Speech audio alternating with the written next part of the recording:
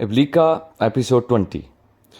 اگلی صبح سے قوم سمود پر عذاب الہی کی علامات ظاہر ہونا شروع ہو گئیں۔ پہلے دن ان کے چہرے اس طرح سے زرد پڑ گئے جیسے کہ خوف کی حالت میں ہوتا ہے۔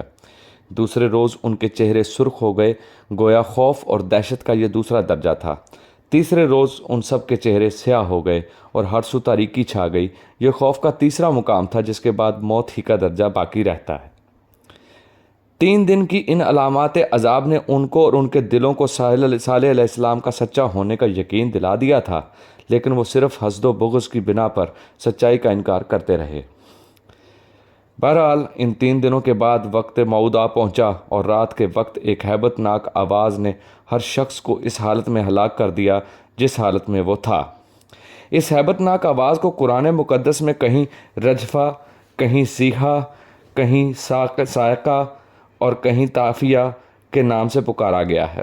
یہ تمام تعبیرات ایک ہی حقیقت کے مختلف اوصاف کے اعتبار سے کی گئی ہیں تاکہ یہ معلوم ہو جائے کہ خدائے برتر کے اس عذاب کی ہولناکی کیسی گوناگوں تھی۔ قصص القرآن۔ اس عذاب میں قوم سمود کے 1007 شہر اور بستیاں اور انگنت لوگ مارے گئے۔ حضرت صالح علیہ السلام نے 85 سال کی عمر پائی۔ 4 شنبہ کو اونٹنی ماری گئی اور یک شنبہ کو قوم سمود ہلاک ہو گئی۔ ابن خلدون۔ حضرت صالح علیہ السلام کے ساتھ جو لوگ عذاب خداوندی سے بچ گئے وہ ان کے ساتھ فلسطین کے شہر رملہ اور پھر وہاں سے حضرموت کی طرف چلے گئے۔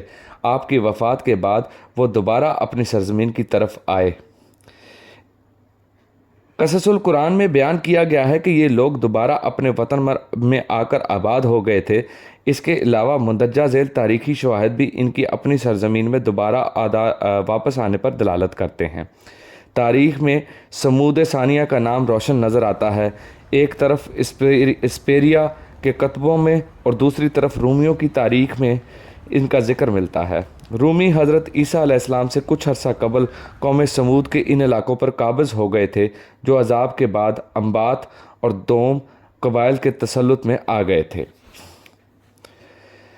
ان کی جو بستیاں اور شہر عذاب سے تباہ و برباد ہونے سے بچ گئے تھے انہیں پھر سے آباد کرنا شروع کر دیا۔ یہی لوگ سمود ثانیہ کہلائے، لیکن بعد کے دور میں یہ لوگ پہلے کی طرح قوت اور شہرت حاصل نہ کر سکے، اس لیے کہ قوم سمود کے زیادہ تر افراد مارے گئے تھے اور ان کے بڑے بڑے عالی شان محل اور عمارتیں عذاب خداوندی کے سامنے کھنڈر ہو کر رہ گئے تھے۔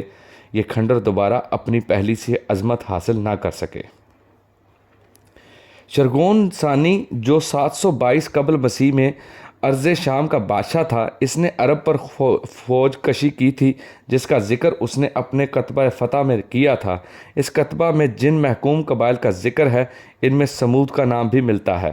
ان سے ظاہر ہوتا ہے کہ بچے کچھ سمود دوبارہ آباد ہونے پر کوئی قوت حاصل نہ کر سکے۔ اس کے علاوہ دیگر مورخین مثلاً ڈائیڈروس، پلینی، بطلیموس، نیوس اور اسپرنگر نے بھی سمود ثانیہ کے متعلق تحریر کرتے ہیں۔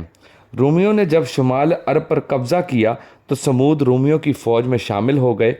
300 جوان ان کی فوج میں شامل تھے اور ان کے لمبے لمبے نیزے اور سواری کے اونٹ مشہور تھے۔ تاریخ ارض القرآن۔ پہاڑ تراش کی عمارتیں بنانے کی قوم سمود کی یہ کیفیت ایسی تھی جیسی بھارت میں ایلور اور اجنتا کے مقامات پر نظر آتی ہے۔ حضور صلی اللہ علیہ وآلہ وسلم جب غزوہ تبوک کے موقع پر شمال کی طرف جاتے ہوئے قوم سمود کے ان کھنڈرات میں سے گزرے تو آپ صلی اللہ علیہ وآلہ وسلم نے ایک کنویں کی طرف اشارہ کر کے فرمایا، یہی وہ کنواں ہے جہاں حضرت صالح علیہ السلام کی اونٹنی پانی پیتی تھی۔ آپ صلی اللہ علیہ وآلہ وسلم نے مسلمانوں کو ہدایت کی کہ یہ صرف اسی کنویں کا پانی لینا، باقی کنووں کا پانی نہ لینا۔ ایک پہاڑی پر وہ درہ دکھا کر آپ صلی اللہ علیہ وآلہ وسلم نے فرمایا، اسی درے سے وہ اونٹنی پانی پینے کے لیے آتی تھی۔ اس درے کا نام آج بھی فجل ناقہ ہے۔ قوم سمود کے ان کھنڈرات کے اندر جو مسلمان سیر کرنے لگے تھے، آپ صلی اللہ علیہ وآلہ وسلم نے ان کو جمع کیا، ایک خطبہ دے کر عبرت دلائی اور فرمایا، یہ اس قوم کا علاقہ ہے جس پر خدا کا عذاب نازل ہوا، لہٰذا یہاں سے جلدی جلدی گزر چلو، یہ سیرگاہ نہیں رونے کا مقام ہے۔ تفہیم القرآن، سورہ اعراف۔ مر کا بادشاہ سنیفرو اور اس کا وزیر پتا ہوتب منفس شہر میں اپنے قصر کے ایک کمرے میں بیٹھے باہم گفتگو کر رہے تھے۔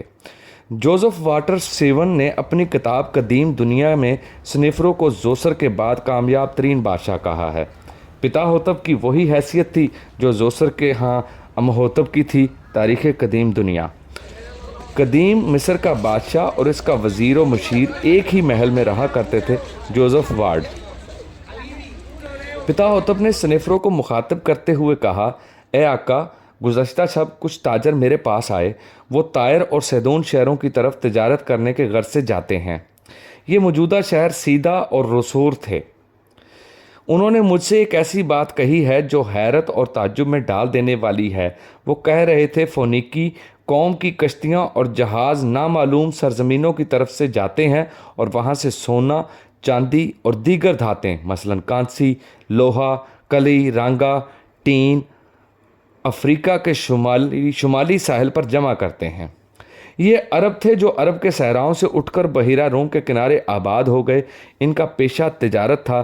انگریزوں نے انہیں کارتیج، لاطینیوں نے کارتھیگو، یونانیوں نے کارچیڈون اور توراۃ میں ان کو جاد کہا گیا ہے۔ تاریخ کارتیج مصنف الفرڈ چرچ۔ فونیکیوں کا یہ تجارتی پڑاؤ اس جگہ تھا جسے آج کل خلیج ٹیوش کہا جاتا ہے۔ بعض میں اس جگہ فونیکیوں نے اپنا شہر کرتاجنا آباد کیا۔ Alfred church. اور جب یہ ساز و سامان اور قیمتی دھاتیں کافی مقدار میں وہاں جمع ہو جاتی ہیں تو انہیں اپنے جہازوں اور کشتیوں میں لاد کر اپنے مرکزی شہر طائر کی طرف لے جاتے ہیں۔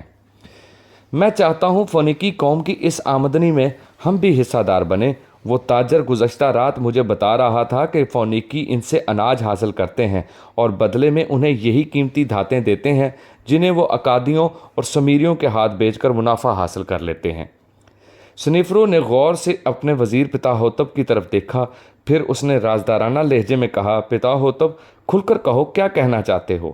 پتا ہوتب نے کہا، اے آقا، میری دو خواہشیں ہیں۔ اول یہ کہ ہم اپنے جہاز اور کشتیاں فونیکیوں کے پیچھے لگائیں اور یہ جاننے کی کوشش کریں کہ فونیکی یہ قیمتی دھاتیں کس سرزمین سے لا کر شمالی افریقہ کے ساحل پر جمع کرتے ہیں۔ جہاں سے وہ یہ قیمتی دھاتیں حاصل کرتے ہیں وہاں سے ہم بھی حاصل کریں گے۔ اگر ایسا نہیں کر سکتے تو میری دوسری خواہش یہ ہے کہ ہم شمالی افریقہ کے اس مقام پر حملہ کر دیں جسے فونیکی اپنے پڑاؤ کے طور پر استعمال کرتے ہیں۔ ان سے وہ ساری قیمتی دھاتیں چھین لیں جو انہوں نے وہاں پر جمع کر رکھی ہیں۔ اس طرح ہم اپنی مالی حالت کو استوار کر کے اپنی جنگی قوت میں اضافہ کر سکتے ہیں، اور آنے والے دور میں اپنے اطراف میں اگر کوئی قوم طاقتور قوت حاصل کر کے سر اٹھانے کی کوشش کرے تو ہم بآسانی اس سے نمٹ سکیں گے۔ سنیفرو نے چند ثانیوں کے لیے سوچا اور اس کے بعد کہا، پتا ہو تو تمہارا کہنا درست ہے، لیکن میں تمہاری پہلی خواہش سے اختلاف کرتا ہوں۔ فی الحال ہمیں اس جستجو میں نہیں پڑنا چاہیے کہ فونیکی یہ قیمتی دھاتیں کہاں سے لاتے ہیں۔ ہو سکتا ہے اس معاملے میں ہمارا فونیکی قوم سے سمندر میں ٹکراؤ ہو جائے۔ اگر ایسا ہوا تو فونیکی غالب رہیں گے، کیونکہ اس وقت دنیا میں ان کی بحری قوت سب سے زیادہ مضبوط اور منظم ہے۔ اس حالت میں وہ ہمیں ناقابل تلافی نقصان پہنچا سکتے ہیں، اور پھر یہ بھی ہو سکتا ہے کہ جہاں سے وہ قیمتی دھاتیں حاصل کرتے ہوں وہاں سے ہمارے لیے حاصل کرنا مشکل اور دشوار ہو، اور ہم قیمتی دھاتیں حاصل کرنے کی کوشش میں اپنی بحری قوت کا نقصان بھی کر لیں اور کچھ بھی حاصل نہ کر سکیں۔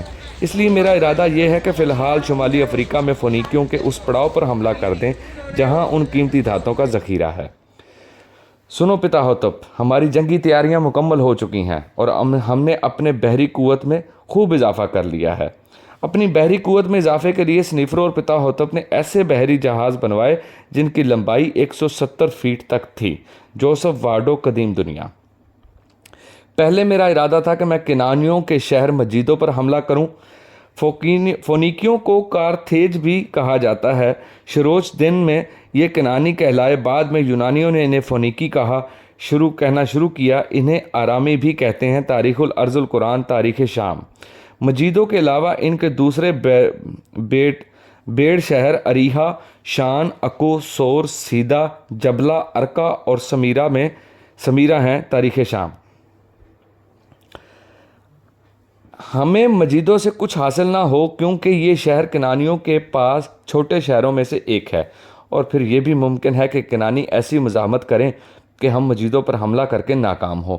ایسی صورت میں کنانی ہمیں نقصان بھی پہنچا سکتے ہیں۔ پتا ہوتب میں تمہارا ممنون ہوں کہ تم نے کامیابی کا ایک دوسرا رستہ نکالا، جس سے وقتاً فوقتاً کام لے کر ہم کنانیوں پر ان کے افریقی مقبوضہ جات پر ضرب لگا کر اپنی حالت کو مستحکم اور کنانیوں کو کمزور کر سکتے ہیں۔ کیونکہ افریقہ کا ساحل ہمارے قریب ہے، اس پر ہم آسانی سے ضرب لگا سکتے ہیں۔ پتا ہوتب اگر ہم اس مہم میں کامیاب رہے تو اپنی بحری قوت میں اور اضافہ کریں گے اور کنانیوں کے پیچھے ان علاقوں کی طرف جائیں گے جہاں سے یہ لوگ سونا، چاندی اور دوسری قیمتی دھاتیں حاصل کرتے ہیں۔ اسی دوران قصر کے اس کمرے میں سنیفرو کا بیٹا خوفو داخل ہوا۔ سنیفرو نے پتا ہوتب کے ساتھ اب تک ہونے والی بات چیت سے اسے آگاہ کیا، پھر اسے گفتگو میں اپنے ساتھ شامل کر لیا۔ خوفو کے آنے پر پتا ہوتب نے کہا، کیوں نہ خوفو کو ہی کنانیوں کے خلاف اس مہم کا سالار بنائیں، میں بھی اس کے ساتھ رہوں گا، اس طرح خوفو کو اپنی صلاحیتیں ظاہر کرنے کا موقع مل جائے گا۔ خوفو نے چھاتی تانتے ہوئے کہا، میں ضرور اس مہم کی سربراہی کروں گا، بلکہ میں تو اس حق میں ہوں کہ کنانیوں کا تعاقب کیا جائے کہ وہ ایسی قیمتی دھاتیں کس سرزمین سے لا کر افریقہ کے ساحل پر جمع کرتے ہیں۔ سنیفرو نے کہا، نہیں، یہ وقت ابھی اس کام کے لیے موزوں نہیں۔ خوفو میرے بیٹے، تو کنانیوں کی قوت کا غلط اندازہ لگا رہا ہے۔ یہ عرب صحراؤں کی قدیم قوم ہے، ان کا آبائی پیشہ جنگ و جدل ہے، لیکن ان لوگوں نے عرب کے صحراؤں سے اٹھ کر اور بحیرہ روم کے کنارے آباد ہونے کے بعد کشتی رانی میں حیرت انگیز ترقی کی ہے۔ خوفو، موجودہ دور میں کنانی ایک تجارتی قوم ضرور ہے، لیکن ہمیں ان کا یہ پہلو ہرگز نظر انداز نہیں کرنا چاہیے کہ بنیادی طور پر یہ ایک جنگجو قوم ہے، اور اگر یہ ایک بار انہوں نے ہمیں پسپا کر دیا تو یاد رکھو وہ نیل کے ڈیلٹا تک ہمارا تعاقب کریں گے۔ اگر ایسا ہوا تو ہماری حالت بدترین ہوگی، اور اگر ہم ان پر غالب رہے تب بھی ہم ان کے علاقوں میں دور تک یلغار نہ کر سکیں گے، کیونکہ ایسی صورت میں وہ دو اور قوموں کو بھی اپنی مدد پر آمادہ کر کے ہمارے لیے مشکلات کھڑی کر سکتے ہیں۔ ان دو قوموں میں سے ایک ہتی اور دوسری اشوری ہیں۔ اناتولیہ کے میدانوں میں آباد ایک قدیم قوم ہے، اس کا نام ہتی ہے، اور کنانیوں کی طرح اشوری بھی عرب تھے، ان کے مشرق میں آباد تھے اور عرب کے صحرا سے اٹھ کر وہاں گئے تھے۔ ان دو قوموں میں ہتی ہے اور دوسری اشوری۔ پھر یہ بھی یاد رکھو کہ اشوری کنانیوں کے ہم قوم ہیں، اور یہ بات طے ہے کہ اشوریوں جیسا کوئی جنگجو نہیں۔ میں نے سن رکھا ہے کہ ایرانی قوم مادہ کی سلطنت بھی اشوریوں سے خوف زدہ ہے۔ فی الحال ہم ان کے افریقی پڑاؤ پر ہی حملہ کرنے پر اکتفا کرتے ہیں، اس کے بعد اپنی عسکری قوت اور مضبوط کر کے کسی اور سمت سے کنانیوں پر ضرب لگائیں گے۔ پتا ہوتب نے جب فیصلہ کن انداز میں پوچھا، تو پھر ہمیں کب اور یہاں سے اپنی مہم کا کوچ کرنا چاہیے؟ سنیفرو نے کہا، میرا خیال ہے خوفو اور تم دونوں کو بہت جلد اس مہم پر روانہ ہو جانا چاہیے، اور وہ اس لیے کہ 3 ماہ بعد فصلوں کی افزائش کے لیے قربانی کے دن آ رہے ہیں۔ اس قربانی کی رسومات میں تم دونوں کی شرکت لازمی اور ضروری ہے۔ خوفو نے کہا، میرا خیال ہے ہم پرسوں یہاں سے اپنی مہم کے لیے کوچ کرتے ہیں اور بہت جلد واپس آنے کی کوشش کریں گے۔ سنیفرو نے کہا، میں اس سے اتفاق کرتا ہوں، تم دونوں پرسوں اپنی عادی بحری قوت کے ساتھ یہاں سے کنانیوں کے افریقی پڑاؤ کی طرف روانہ ہو جاؤ۔ اس معاملے کو آخری شکل دینے کے بعد وہ تینوں کمرے سے نکل گئے۔ تیسرے روز پتا ہوتب اور سنیفرو نے ممفس شہر سے اپنے بحری بیڑے کے ساتھ کوچ کیا۔ دریائے نیل کے شمال کی طرف بڑھتے ہوئے وہ بحیرہ روم میں داخل ہوئے اور یہاں سے انہوں نے اپنا رخ مغرب کی طرف موڑ لیا۔ ماکومید، تھمباکیٹ، سبارتا سے ہوتے ہوئے انہوں نے جزیرہ مینکس کے ساحل پر اپنے بحری بیڑے کے ساتھ پڑاؤ کیا۔ موجودہ لیبیا کے سامنے سمندر میں ایک قدیم جزیرہ ہے جس کا نام ہے مینکس۔ یہاں سے انہوں نے ایک دن قیام کر کے اپنے لشکریوں کو آرام کرنے کا موقع دیا، ساتھ ہی انہوں نے اپنے لیے خوراک کا ذخیرہ بھی کر لیا۔ اس کے بعد انہوں نے دوبارہ اپنی منزل کی طرف کوچ کیا۔ جزیرہ مینکس سے نکل کر ایک دن جزیرہ سرسین میں گزارا، موجودہ تیونس کا ایک جزیرہ۔ اس کے بعد وہ ہاورو میتم اور نیپولس سے ہوتے ہوئے اوتیکا کے قریب جا پہنچے۔ جزیرہ سرسین اور کنانیوں کے پڑاؤ کے درمیان ایک اہم شہر ہے جس کا نام ہاورو میتم ہے، اور اوتیکا وہی جگہ ہے جہاں کے بعد میں شمالی افریقہ کے ساحل پر مستقل قبضہ کرنے کے بعد کنانیوں نے مشہور زمانہ شہر کرتاجنا آباد کیا تھا۔ اوتیکا سے ذرا فاصلے پر خوفو اور پتا ہوتپ نے ایک غیر آباد اور سنسان علاقے میں لنگر انداز ہوتے ہوئے اپنے کچھ آدمیوں کو کنانیوں کے پڑاؤ کا حال معلوم کرنے کے لیے روانہ کر دیا۔ آدھی رات کے قریب جب رات گلوگیر، نوا اور محبوس فغاں تھی، ہر شے بحر شفق پوش کی پنہائیوں میں اتر چکی تھی، وادیوں کو میں رات کے عذاب جاں مہتاب اپنی کرنوں سے انوار بکھیر رہا تھا۔ سمن پوش جزیروں کی طرف سے آتی آوارہ مزاج ہوائیں جنگلی پھولوں کی خوشبو اور آبشاروں کی پراسرار اور سبک لہروں کی نوید دے رہی تھیں۔ ایسے میں جب کہ ہر شے تعزیر جنوں کا شکار اور عجل خوردہ ہو رہی تھی، سمندر کے کنارے کھڑے جہازوں کے اندر چند جوان اس جہاز میں داخل ہوئے جس کے اندر خوفو اور پتا ہوتپ بیٹھے تھے۔ انہوں نے دیکھتے ہی خوفو نے پوچھا، اے میرے عزیزو، تم ہمارے لیے کیا خبر لائے ہو؟ ان میں سے ایک نے کہا، اے ہمارے آقا، ہم کنانیوں کا پڑاؤ دیکھ کر آ رہے ہیں۔ یہاں سے صرف چند میل آگے اوتیکا کے مقام پر ان کا پڑاؤ ہے۔ وہ جگہ ان کے مال اور دولت اور سامان سے بھری پڑی ہے۔ راہ کی قسم، ہم نے آج تک اتنا مال کہیں نہیں دیکھا، اور اس مال کے محافظ بھی کچھ زیادہ نہیں ہیں۔ اگر ہم آج رات ہی ان کے پچھلے حصے میں ان پر حملہ کر کے ان کے سارے اموال کو اپنے جہازوں میں لاد کر یہاں سے واپس جانے کی کوشش کریں تو ہمیں برائے نام مزاحمت کا سامنا کرنا پڑے گا، اور ہم بڑی آسانی سے اپنا مقصد پورا کر کے کامیاب لوٹ سکتے ہیں۔ خوفو نے بلند آواز میں کہا، میں تم لوگوں سے اتفاق کرتا ہوں، یہ حملہ آج ہی رات کو کیا جائے گا۔ پھر خوفو کے حکم پر اس کا بحری بیڑا اوتیکا کے مقام پر کنانیوں کے پڑاؤ کی طرف روانہ ہو گیا۔ رات کی اتھاہ تاریکی میں ہر شے پریشان لمحوں کے اندر کسی فروغ کی منتظر تھی۔ زیست کے کاشانے چپ، ہیکل و اشجار خاموش، اور رنگ و بو کے جلوے سے اندیشہ ہائے این و آں میں غرق تھے۔ خوفو اور پتا ہوتپ نے اپنے بحری بیڑے کو اوتیکا کے قریب لنگر انداز کیا، اور پھر رات کی تاریکی میں کنانیوں کے پڑاؤ پر حملہ آور ہو کر انہوں نے پڑاؤ کے محافظوں کو تہہ تیگ کر دیا۔ پڑاؤ کی ہر شے کو انہوں نے اپنے جہازوں کے اندر لاد لیا، اور رات کی تاریکی میں وہ کامیاب شبخور مارنے کے بعد مصر کی طرف روانہ ہو گئے۔ انہیں کنانیوں کے اس پڑاؤ سے امید سے زیادہ بڑھ کر مال و دولت ہاتھ لگا تھا۔